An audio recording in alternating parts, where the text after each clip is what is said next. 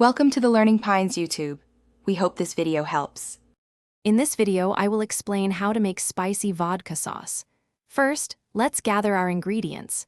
You'll need a 28-ounce can of crushed tomatoes, about 1/2 cup of heavy cream, and a 1/4 cup of vodka. Don't forget the aromatics like garlic and a pinch of red pepper flakes for that perfect kick.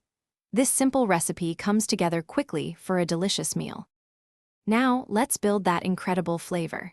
Heat 2 tablespoons of olive oil in a large skillet over medium heat.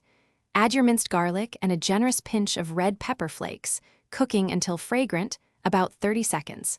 Next, carefully pour in 1/4 cup of vodka.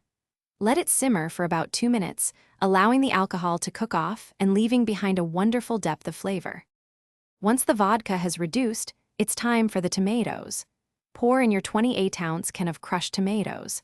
Stir everything together, season with salt and freshly ground black pepper to taste. Bring the sauce to a gentle simmer, then reduce the heat to low.